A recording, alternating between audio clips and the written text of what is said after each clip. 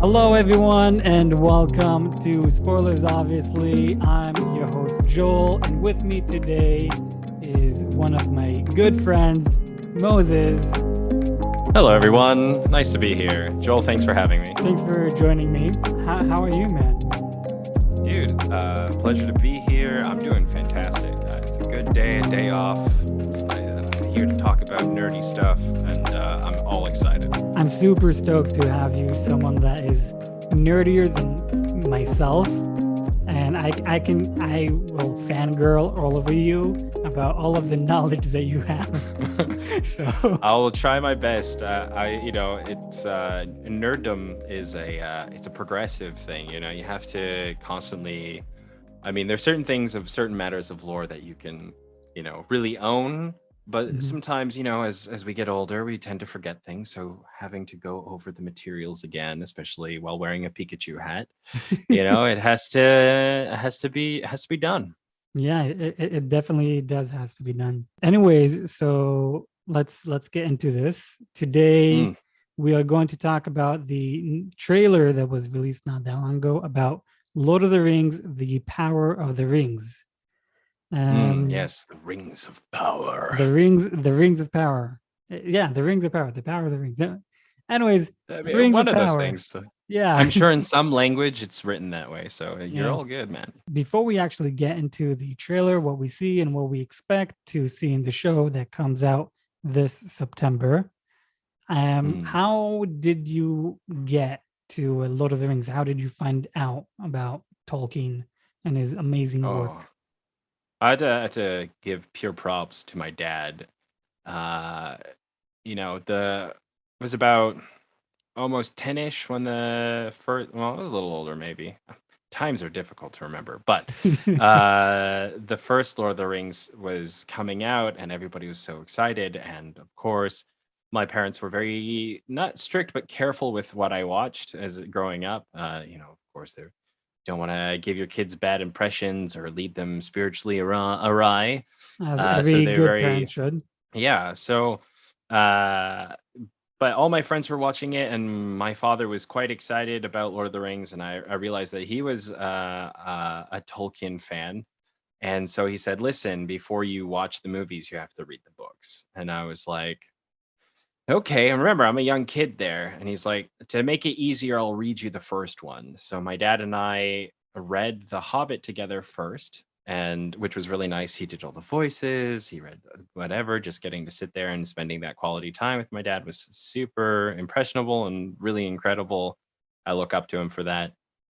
Something that I want to carry through to my kids. And so we finished The Hobbit, which was a fairly quick read, and we moved on to The Fellowship. Now, I think we did the whole trilogy, but then, of course, as I consumed the media and as we finished each book, basically, the movies dropped. Not like we finished the series way before Return of the King popped out, but it was a real pleasure because after having consumed the books, then I'd go see the movies and then just freaking geek out about it. And yeah, and of course, on my own time, I had dug heavily, and then I realized Tolkien was a fantastic author and had written many things, not just Lord of the Rings, and I dove into it, and that of course led into a spray into many other fantasy novels. But of course, the Silmarillion was upon that list, and it reads quite differently, so it was something that it took me a bit to get through, but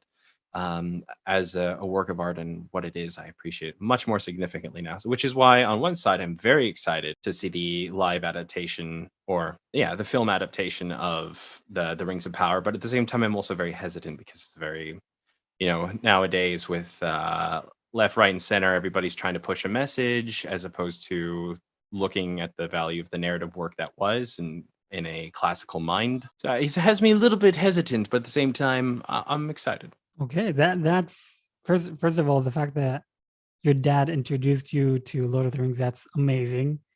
And there's nothing, from my point of view, nothing better than a father and son bond, and especially something like Tolkien that you can totally geek out. And it has like so much history into it. So that's amazing to hear. And yeah, I'm totally on the fence about this show, just like you are. I'm like, on one hand, I'm like excited for it because we're gonna come back again to Tolkien's world, but this time a different time period, a different era, Hmm. some of the characters are the same characters but younger. So it is exciting, but at the same time, these are different people who are making this story. So, and we all do live in different times. This is like what, 20 years after the movie Lord of the Rings came out. Man, I feel old. Yeah. I don't get. It's hard to remember that that's basically it. Yeah. Yeah. Well, So what's your experience with Lord of the Rings though? Like, where are you coming from? so I don't remember how old I was when I first was introduced to Lord of the Rings, but I was introduced to the movies before I was introduced to the books. Yeah, I that's fair enough. I think we had the movies on DVD, and my brothers, like, they saw it and I saw it with them. I don't really remember because, like, well, I was like 20, I was like 7 years old, more or less. Mm-hmm. You know, so I most likely, like, when it was in theaters. So I most likely saw it when I was around 10 years old, but Mm-hmm. a long time ago. I don't really remember. But what I do remember, at some point after watching the movies, one of my oldest brothers, his best friend, came and said, "You do know there's an extended edition, a director's cut." It's like, what are you talking about? It's like, yeah, Mm-hmm. the theater cut is shit. Watch the director's cut. That is amazing. So, like, okay, I guess I have to. So I watched the director's cut, like, oh my God, the detail, all the information that you don't have in the theater version. So I watched all three movies, director's cut. Each movie is like 4 hours. Yep. And I fell in love with it even more. And it came to a point that I now do a Lord of the Rings marathon every year. I watch Same. I Yeah. watch the movies, even The Hobbit. Although the Hobbit, they did screw that over, I do watch it. Mm. I admire your courage. I can't add that on to my annual watch. It's just like maybe the first one, but I actually think the second one was good compared to the first one. I think I The you know what, the like, they're not bad movies per se, but at the same time there was a lot of things comparatively to the narrative structure of what the it was based on that are completely different, that it just, for someone who grew up on that, knowing the Hobbit story basically through and through, just puts a bad taste in your mouth into certain aspects, certain ideologies that they have to like push, and it's like it's cool, but like it's not relevant per se. Yeah, yeah, I do agree with that. And it does suck that they took one book and they broke it off to three movies compared to Hmm. Lord of the Rings is three books. Well, if you want to go technically, it's like six books, but they broke it I off. think the density of the Hobbit could have been at least two movies, I two solid films. I think they could have even done it in one movie. Right? It's hard. It's The thing I don't is, know. they It's added good. a lot. They added a lot of stuff that was not in the books, in the book. Hmm. So Hmm. you can cut that out. And some people actually did do it. You can find the Hobbit in Mm. all like all three movies as in one movie. Like some, What's the runtime on that? I think like an hour and a half, 2 hours. That's impressive. I just on a side note, did you recently watch Obi-Wan? I recently, yeah, I watched Obi-Wan. Yes. Okay, so somebody in the community was like, I like it, but I feel like this could have been a movie, as because there's the editing was weird for him, and so he's Mhm. like, okay, hold on. Took like a good solid chunk of time and condensed it down, and even added some parts digitally, matching it so that it could be more of a concise film and more of a clear vision. And the film is like a 2 hour something film. I haven't seen it yet because I think he just released it, but I'm excited for that. So something like that is comparable, and A must watch. definitely worth a watch. Yeah. Yeah. Well, I guess I'll have to give it a go whenever I find that. But anyways, so I do a annually Lord of the Rings watch, and then at some Beautiful. point I told myself, okay, I've never read the books. Hmm. I should read the books, but I don't have time, so I'll do audiobook. I've done the Lord of the Rings and the Hobbit audiobook. maybe Who was 7 the times narrator? already. Well, it was before Andy Serkis. But I also did Andy Serkis as well, and Amazing. he did an amazing job. I do want at some point they'll do all the actors that they'll play their own character in the books. That would be interesting. That would be an amazing audiobook. I So 100% would agree. Probably the most expensive audiobook ever put to together. book Yeah. audio. Yeah. So I like really became this insane nerd fanatic for Lord of the Rings. So I did my own research about it and got into even bigger, hole than I was before, an amazing hole, such as that I went to Comic-Con in a few years ago, and I have Yeah. over here a pop doll of Pippin Amazing. signed by Billy Boyd. Oh, Billy Boyd. Amazing. Yeah, and this is me with him. Oh my gosh. Yeah. That is amazing. Oh man. He looks like a swell chap. So Yeah. that's And awesome. I told my parents like last year, like I told them I don't want any birthday gifts anymore. All I want is the entire collection of Tolkien. I don't care if I'll never even read the books. I just want to Just own to have them. him. So I've finished reading Baron and Luthien. Amazing read. Love it. And Amazing. I would love to see that in the screen. I haven't started reading this book, but I have The Fall of Gondolin. Mm-hmm. Wait, I know what the story is about, but I haven't read it yet. And the I wonder. last book that I have, which is by Tolkien but has nothing to do with Middle Earth, is the story of Kulevor, something like Let's that. see. Beautiful. I didn't, you know what? That's something that has escaped my grasp. That one of my other books that I read by him is or it's a short story, either, both, is A Leaf by Niggle, which is a comparative story written between him and C.S. Lewis. But not that there was an argument between the two, and so he expressed it through a book. But nonetheless, that's amazing. I'll have to check that out. I'll need to see the book you just recommended. But yeah, I do know that this book, the story of Culevro, is about a wizard, an evil wizard. I don't actually really remember, but it does has to do with the wizards, but has nothing to do with Middle Earth. So Great. yeah. Wizards are awesome. Wizards are kick-ass. I love wizards. And that is basically how I got to Lord of the Rings. I do follow a YouTuber. He's a free shout out. He's called Nerd of the Rings. He goes he goes into insane detail, not like any other YouTuber I've found. Like and he uploads like once a week, and I've learned a lot from him. And now I'm going to pick your brain for the podcast. Do it by all means. I offer what I can. I don't have everything, but it's just certainly a topic of passion for me. So for sure. Anyways, so let's talk about the teaser trailer, The Power of the Rings.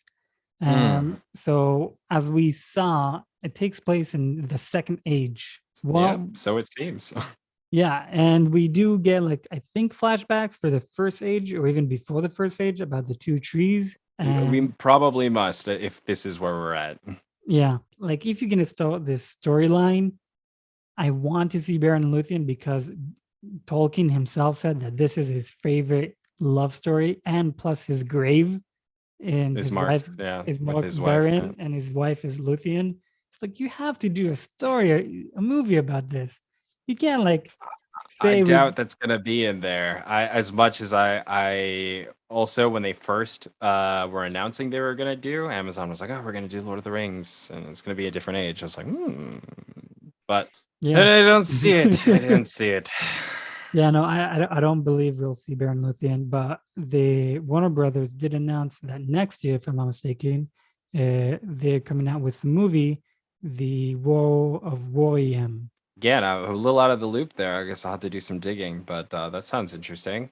Yeah, I think it takes place also in Second Age or early Third Age. Well, again, when it comes to like there are definitely people out there who have my respect for knowing every, like when Tolkien, his approach to writing was to build it from a historical point of view, and that made the world more rich and more lived in and more real because there are events and there are things that everybody knows about and only some people know about, uh and so when the characters are speaking from certain points of views, they their perspectives are changed and made because of those things. And so some people out there can name every battle and every number of participants within that and which side and who and how, and I certainly respect that. And there was a time in my life where certain events were certainly important enough to remember, but it's been a number of years since I've had that.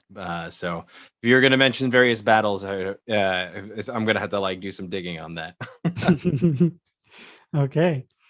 And well, the YouTuber I mentioned, he's one of them that goes into I insane will, detail. yeah, I'm definitely going to look him up. Though I've probably seen him. I've watched so many Lord of the Rings videos in the last few years. It's a little ridiculous. Before we get into the episode, the trailer, I do also want to mention Billy Boyd and Dominic. So they have a podcast together called The Friendship Onion. Amazing. They talk a lot about Lord of the Rings, which is hilarious. They also have some of the cast from Lord of the Rings that joined them, and Beautiful. they talk about it. And they also talk about what happened in the set. And it's like, oh my God, Amazing. this is awesome. I But love it. yeah. Anyways, so as we said, this series comes out September 2nd, and it looks like it's going to take place mainly in the Second Age, and we're going to mostly follow the elves. That is one thing I do appreciate, following the story through the elves and not through humans, because elves lives forever. Yep. So we could possibly see here's episode 1, and here's this person. Episode 2, it's been 50 years later. This person is now old. Yep. So, Certainly. and the elves is still young. And so it's like we can see how time changes through the eyes of elves. And that is one thing I do appreciate if we do follow everything by them. It's also super thematically and narratively accurate, as the Silmaril is, or the stories of the Silmaril in the first, second to third age is generally followed through the eyes of the elves. Really? I haven't read Yeah. the Silmaril. I know it's one of the toughest reads of Tolkien. I am planning on reading it whenever I get the chance. Take it in chunks. It's a history book. Like, it's not from the creation of Ea via Iluvatar and into like the first creations and the children of Iluvatar, like from origin to the push into the world of Ea, and so the Silmarillion follows the migration basically of the elves and from their creation into their desperate plights and into their golden age onwards, and then the arrival of men and the various other races and creatures. But again, the focus is more on them. So for this, like if they didn't focus on the elves, I would be a little bit skeptical because they are a major player within within this age. What do you expect to see in this age? Like we know that Morgoth is not in the Second Age, so I know we're not going to see him. We might see him in flashbacks, like we do see in the teaser, like when Galadriel tells Elrond, like you haven't seen what I've seen, and then we see this red background and a lot of dead elves. Like that could be the fall of Gondolin or like other insanely battles during the First Age against Morgoth. So we'll probably see like flashbacks of Morgoth, but this age, Morgoth is not here. We are mainly going to focus on Sauron. I'm pretty sure like the trailer, because they're saying a lot they're showing a lot but saying very little, like a politician, who can talk for hours without saying anything really. They haven't really they've shown some, I think, some crucial things, but they really haven't gotten to any of the dialogue. When she says you haven't seen the evil that I've seen, I think that's definitely a reference to Ages By, but I'm not quite sure. I think then the next clip within that is like a point below the water and people like dead in the water over with a building burning over top. I think where this is all going, if I have two major expectations. One is that this is going to be about the fall of Numenor and the migration, thus more so into Ea itself, into Middle Earth, and or that's going to happen either in the climax or this is going to happen more or less right away. And we're going to get into some of the tensions that there were after all of that. But I think it would be easier to build up to the fall. So I think that's where it's going to go. And I think that little picture of her seeing people dead in the water is either a flashback, but I'm not quite sure. I think it might be, a gift of foresight into the fall. And this is why Galadriel's character is more panicked about keeping up on the up, because the themes of the trailer are like, you have to put down your sword, we're fine, everything's good, and she's like, no. So I think that they're kind of saying like, okay, like the world is at peace. It's been many a year, which is accurate and fine. And then we have Mr. Meteor Man falls out of the sky. Most likely Sauron. It's pretty clear to see an eye in the crater of the thing. I think that's not a very subtle illusion.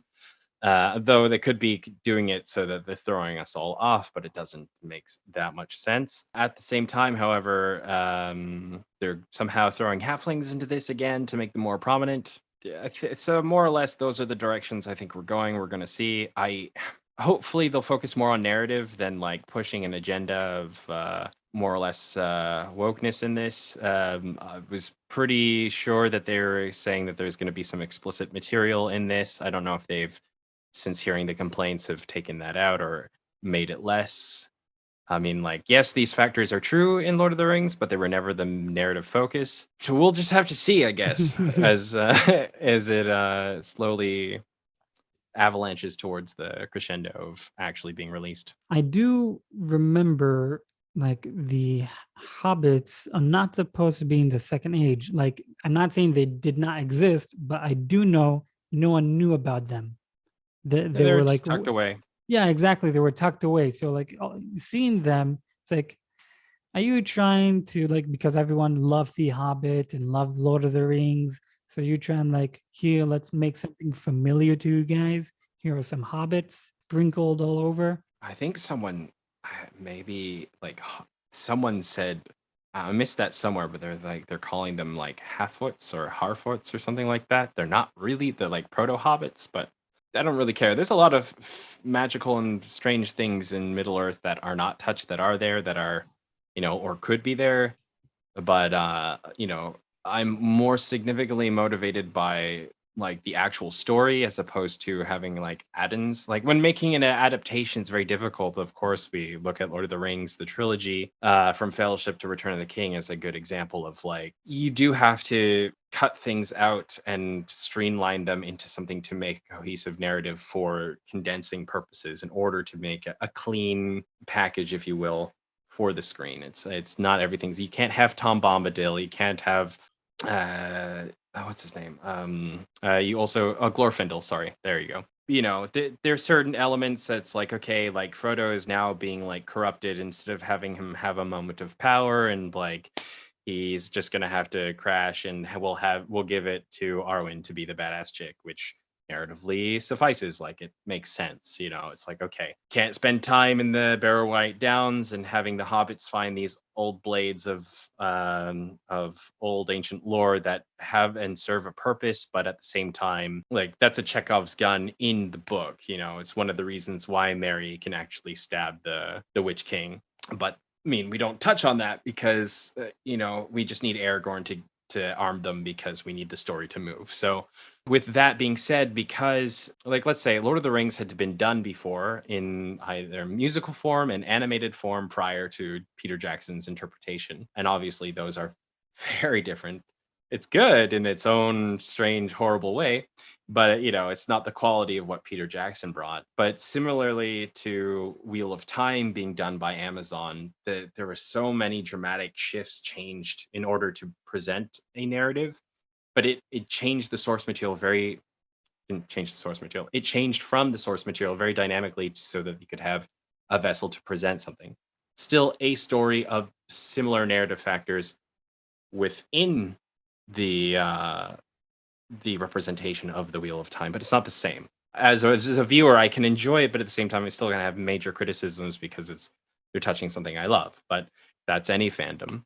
So similarly enough, the Silmaril has never been put to screen ever. It's never been adapted. It's never been touched on.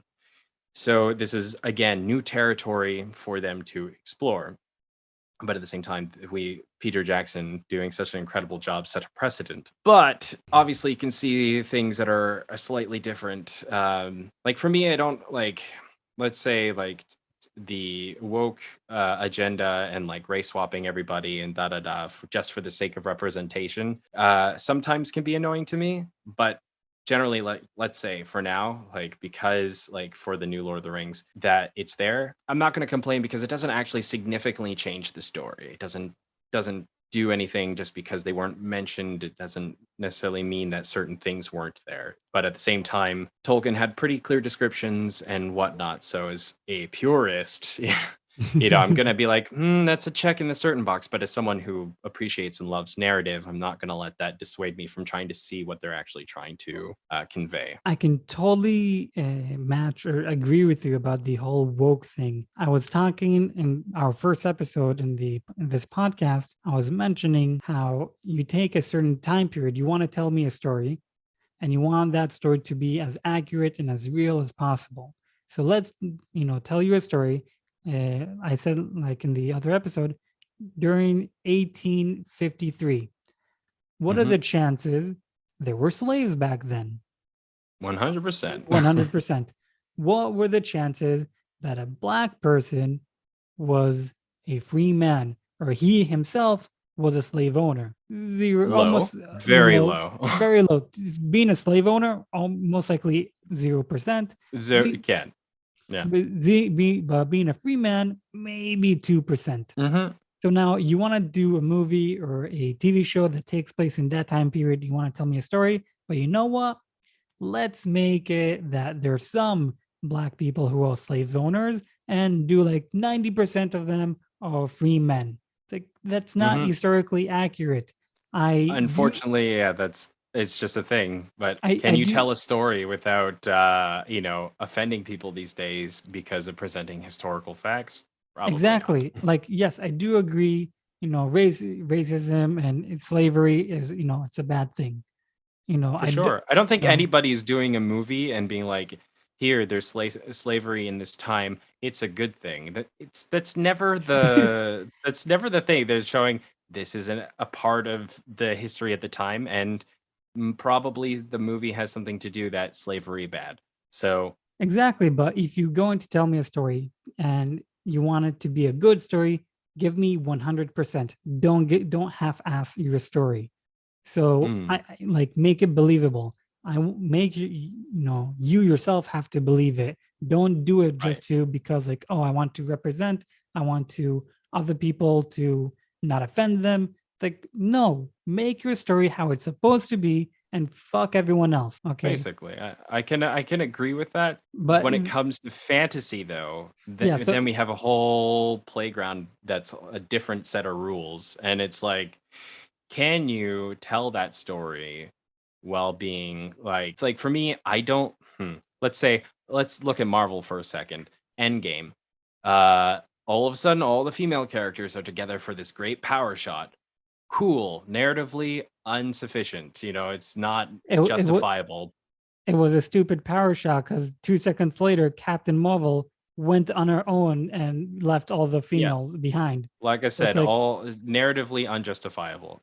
That's like pushing the message in your face. Whereas if we were to be showed throughout the course of the battle that that they're getting pushed into certain directions where they're all of a sudden all together and they have to work together onwards, like, okay, there's some justification, and like you have your moment where they're doing their cool stuff and they're all together, but they're not like, and women. Believe me, I love women, all power to them, but when you're telling me that they're awesome and I already know that they are, you know, it's like I get it, but it's like it's Yeah, you don't but have to do it. so you have that, and then you have, is this relevant to the story?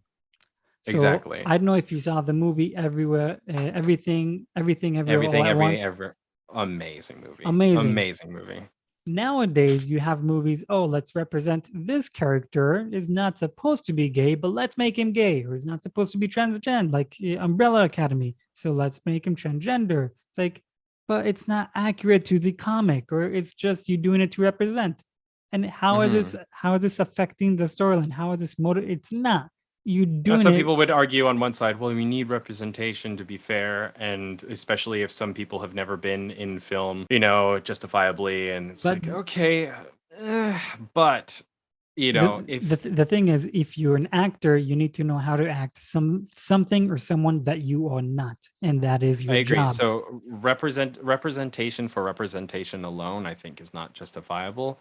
But So but like, if you're going to be creative about like see, so here's why I have my reservations. Like me pointing out in Endgame that was a forced moment.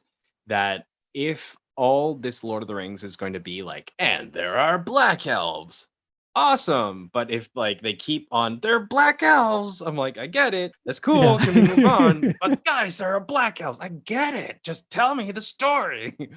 Exactly. But if they on the other side are like, all right, here are all these characters, you know, and some of them are black, and maybe for whatever reason, you know, and but then they just like don't really go on that, and it's just they tell me a story, then I'm like, cool, let's judge the quality of the story rather than the quality of the message until later. Yeah. So like I was saying about the everything everywhere all at once, over there you have one of the main characters who is a lesbian. So it's Yep, like, okay, but hey, this does motivate the story. This is exactly, important and it is crucial to the story. Why? exactly. Because our It's main narratively character, justifiable. exactly, because our main character, her mother is against her daughter being a lesbian. Struggling with cultural traditionalism and like yeah, and it works with the themes of the actual like the conflict between the inner emotional struggles, and yeah, it And wasn't she's a lesbian, I get exactly. it. And I was like, oh, okay, this is awesome. Like, here you made a character who's a lesbian, not to represent. You did it Hmm. because that's who she is, and it does, and The it story is required it. crucial. Yeah, the story Yeah, required it. It is crucial to the story, and that is something that I loved compared to it's all the like other that stuff they do. like in Star Wars Imagine the Darth Vader, being gay. It's like, what? No. Or but it's like that transgender. It's forced like shot. What was that last in the what was the last film? the Rise of Skywalker. Rise of Star. Yeah, yeah. But like at the end, the whole world is celebrating and forced focus shot on the two lesbians. It's like, okay. Did you Exactly. see the Eternals? I saw the Eternals. Yeah, It's you the know the same scene I'm thing. talking about. Yeah, same thing. So again, if you didn't get what we're trying to say, we have no problem with all of this, with the whole woke thing. It's just stop fucking shoving it in my face. I don't want to see it if it's not relevant to the story, and Yeah, just people want to be told a story, not told a message.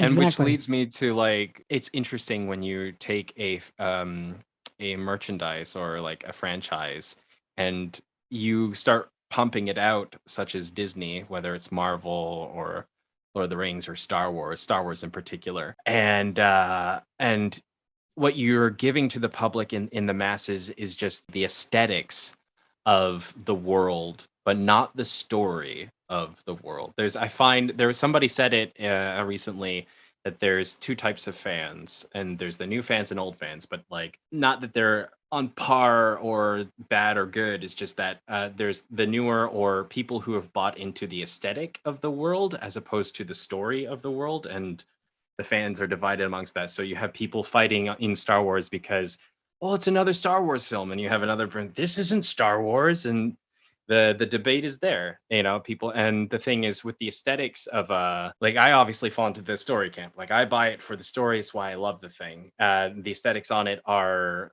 meaningful, but you know, if people are instead using the aesthetics and wrapping it around something that isn't the message or isn't the story, I'm not interested. But that's also a personal thing. Yeah, I totally agree with that. I lost my train of thought. It's all good, man. Like, look, like I love like, let's say all these like going on to Star Wars, like seeing all this Star Wars stuff is a lot of fun. It It is. is. It's a lot of fun. Like when I watched The Last Jedi, the second one, that is the worst of all the sequels and all of everything that was put on this good green earth. Like I was enthralled in the theater. I had a lot of fun. I thought the holdover maneuver was cool. And then it took me a while to sit after it.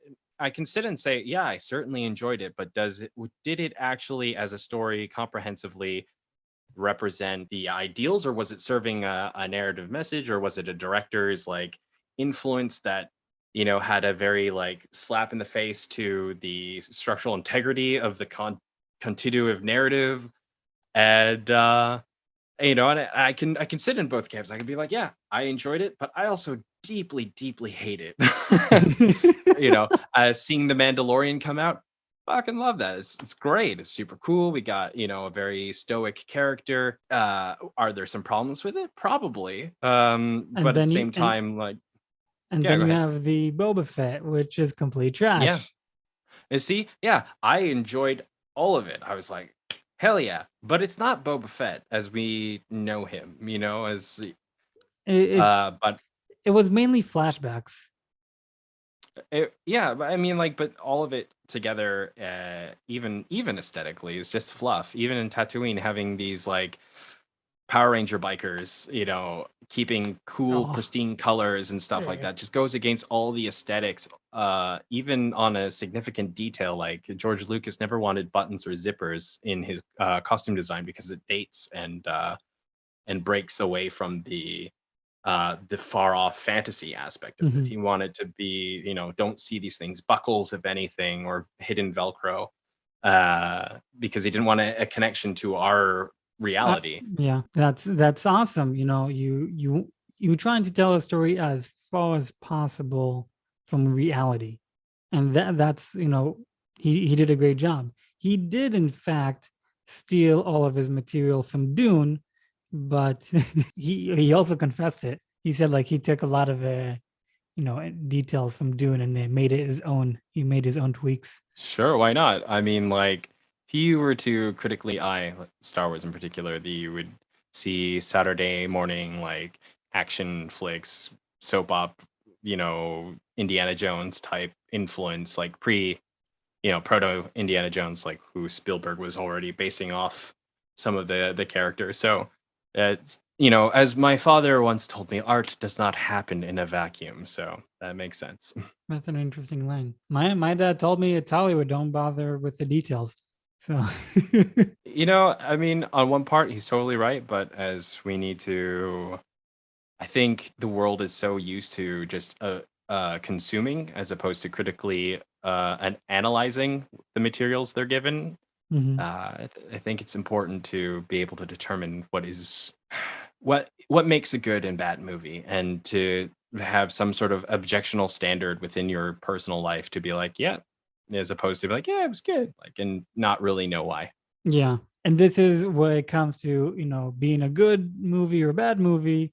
Coming back to Lord of the Rings, Amazon did announce or did say that they are going to segue from Tolkien. They are going to do as much as possible, but at the same time, not like do it their own and It segue really off. depends. Like it depends on how or why they mean that, because Tolkien is well known for being a classical and traditional man with various sets of principles and understandings. Like his worlds were built from a traditional point of view. The rule of king and man was in the hands of males, and like very classical, very, historical. No, that's not the case in all areas in our history, but for the majority, if you were going to see a king, you think of a male figure, and so on and so forth. And so that was primarily what Tolkien was writing out of. And I don't think he meant like I don't think there is at any point in his world where he was like, and this is to disrespect women because we don't care about them and they're second class citizens because men are awesome and they're kings and warriors. It's like, no, Galadriel was a freaking powerful character. He wrote her just as strong and powerful. There's a line in the Silmaril where it's like she moves from a city because she had learned everything there was to learn there, which was basically, blacksmithing, swordplay, some implications of magic. Again, so Tolkien wrote a very soft magic system, so it was never really a focus, but it's implied all the things that one can learn within that like glorious realm. And so she left because she learned it all. Like that's fucking badass. Like, Yeah, that's, he does justice to all of these characters, even the ones he kills, even the good ones, the bad ones. You mentioned Galadriel and swordplay. So when I saw the trailer for the first time, or the teaser, I was like, wait a second. Galadriel is powerful as fuck. Why does she need a sword and armor? She like I personally feel from the Galadriel that I know, she doesn't need a sword and armor. She's 3,000 years younger than the ones we see in the movies. But yeah. why does she all of a sudden now needs a sword and armor? That makes no sense to me. So if you can, explain. Well, I mean, the elves at this point had started to learn their craft from the not Maiari, but because that's the wizards, and they didn't come till much later. But the the call them Maya, fractions.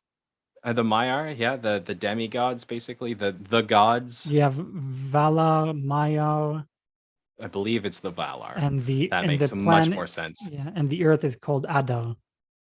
Yeah. So I believe it's the Valar or Valar. At this point they had, because the elves were the first children of Ilúvatar. They were not men. Men were special. The men were the children of Ilúvatar, but they were elves were brought about, and they were very gifted, and they're very powerful, very interesting creatures. Like when one of the first interactions is one of the gods is riding upon his mighty horse and he finds them, and like when they had first come about, and he rejoiced, but they were frightened of him because he was this crazy big huge oversized being. Like the gods were in love with the vision that Ilúvatar had for the world. When he created the world, he created it through song, and he gave the children of Ilúvatar, not the children of Ilúvatar, Sliha, excuse me, the Valar, glimpses of what the world would be. And the implication is also through a time lens as well, through that the glimpses through the song were not just portions of the periods of what would and what was and will and what is and will be, but just in its total. And he even allows the Valar to have to contribute to the song, and because they all become so enveloped and swarmed into the love of Ilúvatar's passion for creation. And so, upon this god finding the first children, all the gods get really excited, and they start coming down and start interacting with them and start teaching them masonry and start teaching them all the ways of civilization, and including forging and magic. And like it's later on when what's his face starts building the rings, or starts learning how to build the rings, and like he was the one who built the Silmaril, and they're the most beautiful things ever in creation, et cetera, et cetera. Yeah, the Silmarils, they're stones, and so they're very, very, very.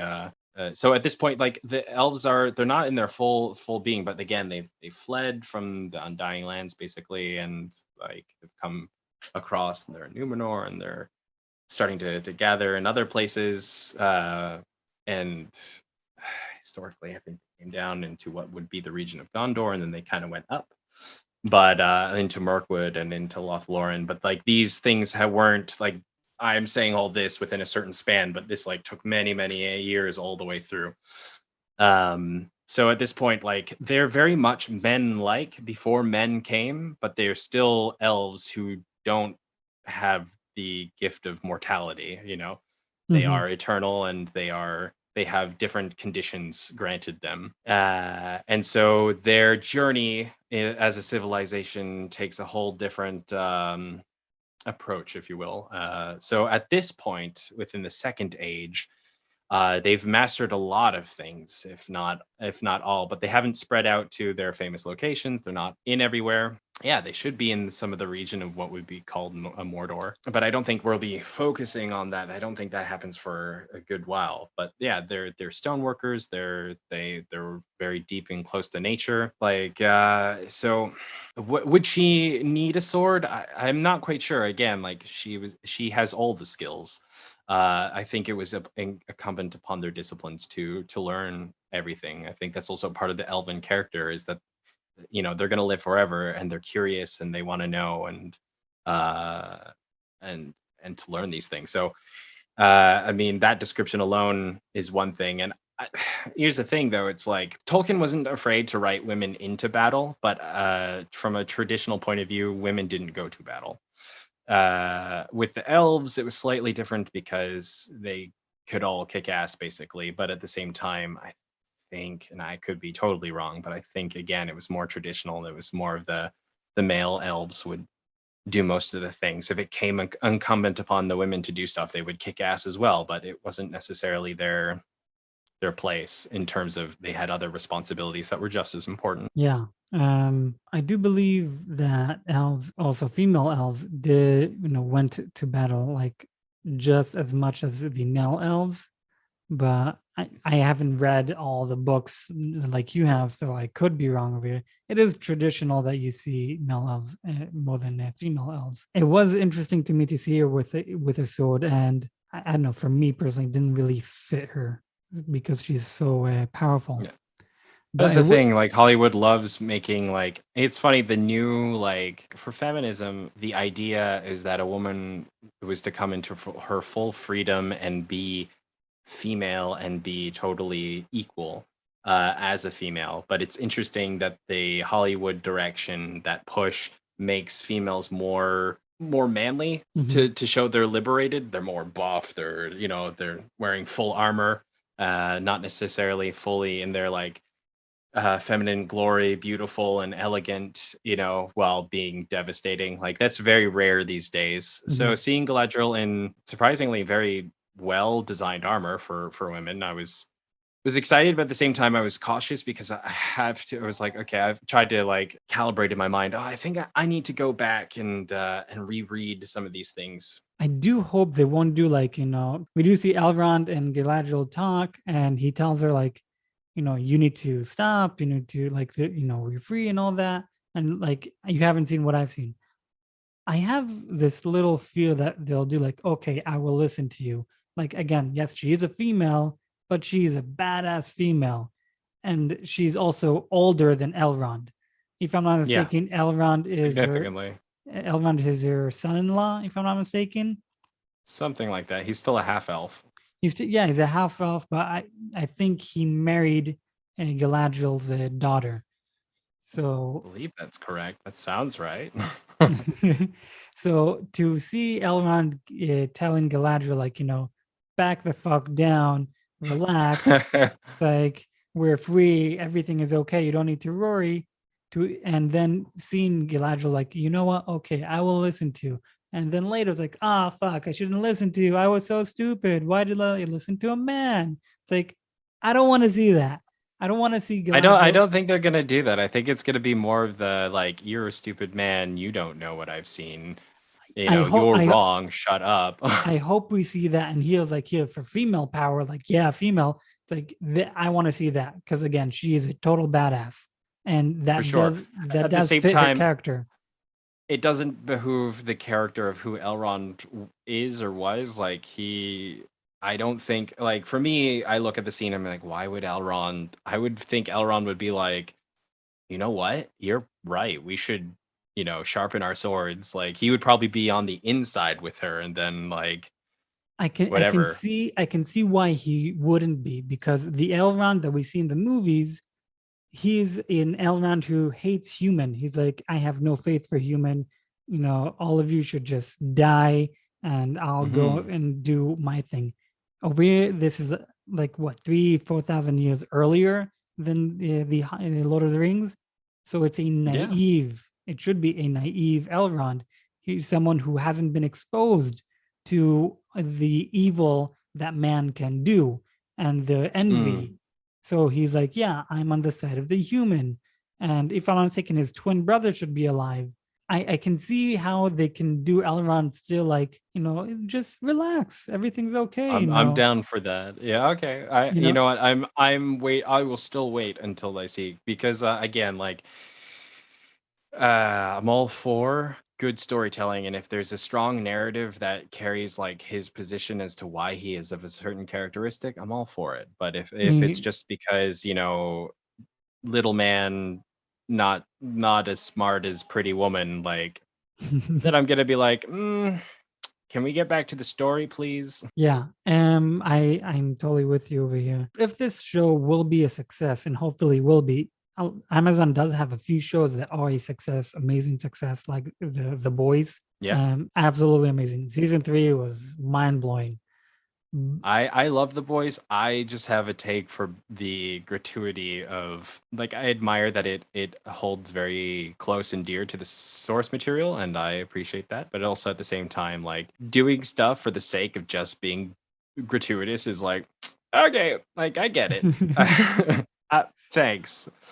I hope they'll do the same thing with this show. Like they'll try their best to stay close to the material as possible and not change it a lot or ruin it. But if it will be a success, how Mm. far in the age do you think they'll go? Do you think they'll just focus on the rise of Sauron and the fall of Sauron and the end of the second age and the beginning There is of a lot of material that they could dig into. Like, this could go on and on and on. I doubt it will go on and on and on. yeah, well, it I is. predict about maximum 4 seasons, but the thing is, like, you can really, within a series, you can really zoom in. Like, you could make a whole thing about one day happening, aka 24, or you could have something spanning ages and ages and ages. I don't have a good example for that, but it exists. You can do a story just on one seed of the white trees. Just do Yeah. a story of how the trees move from this place to that place. So yeah, you can literally just focus on that. But I do, Hmm. but I'm gonna go with the name of the show, the power, Lord of the Rings, the The Rings of Rings of Power, Power. the Rings Yeah. of Power. So it tells me, okay, the Rings of Power. I know Sauron made multiple rings. He didn't just make the one Hmm. ring. He made for Correct. the elves. 20. If I remember, he made for the elves 7, for the human Three. not 3 for the 3, elves, 3 7 for for the the elves, dwarves. yeah, 7 for the dwarves, and 9 for men, Hmm. and 1 for himself. So we are going to focus, just according to the title, on those rings. We I knew. feel like that's not going to happen until much later. Like, I think that is the ultimate arc to Mhm, get to there. But I think they'll have some other things, because they have to establish a lot. They have to establish what this world is, where we are, what time period, like, exactly, and who are our major characters, and like what are the major events that are about to unfold. mhm. I hope they will at least end it with the first season, as we see him starting to create the rings. Because Hmm. ending it, like, let's say, as you said, touching that much later, it is called the Power of the Rings. So you do need to see the rings, or seeing him trying to create the rings in the first season, and not in the second or third season, especially since you said you think it's going to be only 4 seasons. I will be okay with it if we only see the rings at the last episode, even if it's just him creating the rings. I Hmm. do, I do, That's probably gonna be like a shot of him with a hammer, like tinkering on the little, or putting molten yeah. whatever into molds. And then basically seeing what happens through the rings. We know the elves have the rings. The Hmm. dwarves, they actually lost all the rings except for one. All of them were eaten by a dragon. So that Hmm. would be amazing to watch. Yeah. And Dragons then are definitely a thing that are gonna be. There's definitely, if we're gonna see any like form of like dark forces, we've already know the orcs are gonna be a thing. So yeah, there's gonna be, at this time and period, we're gonna also see Balrogs. Balrogs. A lot of Balrogs. I'm surprised we haven't seen yet the fall of Gondolin, because again, I haven't read the book, but I do know the story over there. How Morgoth came with his entire army of dragons, Balrogs, orcs, and all of that, and just destroyed and sacked the city by surprise. It's like, good times. I want to see that. I want to see all those dragons. Just they say that in the books, they don't actually give us a certain number. It could be like 10 dragons. It could be 10,000 dragons. We don't actually know. It could be 2. And it could be also 2 dragons, yes. But I still want to see that. I think that would be amazing to do. But as we know, that happens in the First Age, and this show focuses mainly on the Second Age. There's a lot to look forward to. But the main thing, like, as much as speculation is fun, there's only so much that you can do until you actually see the damn thing. Yeah. This is only talking about the trailer. Well, we kind of barely even talked about the trailer. We mainly talked about the history and the lore of Tolkien. But he is an amazing guy. He obviously, you know this, but to the listeners who don't, what is so amazing about his work, he created his work according to creating a language. I've plural. said this, plural languages, many. I've said this to a lot of people, and I will say this in this episode. I won't be surprised if there was a complete human annihilation and everything was destroyed except for his work, and the new human race after that human annihilation is reborn and they find his work. I won't be surprised if they'll come and like, hey, this was the Bible. Like, his work is literally a Bible in my point of view. Yeah, it's just as detailed from the depths, though. I will pity any archaeologist trying to find elven ruins. Yes. Anyways, I do believe we more or less covered as much as we can. Yeah. I mean, like, look, the trailer is very unspecific. There is no they're just teasing as much as they can. There's no locations that are we haven't successfully been like, this is 100% this. There's probably fairly heavy and good speculations about what certain things are, but again, nothing in the trailer has been approved or affirmed by any of the Amazon crew. They're stringing it along as best they can. So yeah. So like I said, I do believe we got to the end of this episode for now. Yeah. We will talk about the show once the show is out, September 2nd. We will talk at each episode if available, if we can. Absolutely. Gonna try our best. Anyways, do you want to do a shout out for your radio thing? Sure, why not? Joel, thanks for having me on the show. It's been a real pleasure. I've been enjoying this. I look forward to our future co-ops. But yeah, again, my name is Moses Moon. You can find me on Instagram at Moses is the Moon.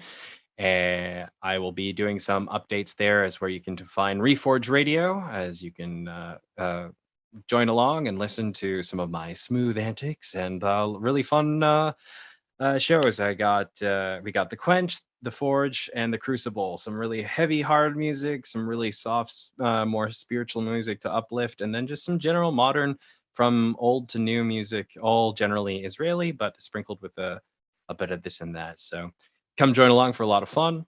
And I look forward to coming back to this show. Yeah, much appreciated. I'll add a link to your radio and everything else in the bio over here. And to any Hebrew listeners, I have another podcast in Hebrew called Spoilerim Min Hastam. Same concept as this one, just in Hebrew. I'll put the link in the bio as well over there. Anyways, we got to the end of this episode. I am Joel, and with me is Moses Moon. We are spoilers, obviously, and we vaguely talked about the trailer of Lord of the Rings, but mainly talked about the whole world. We will continue talking about every other stuff in future episodes. Until then, goodbye, I guess. Peace out. Peace Go out. away.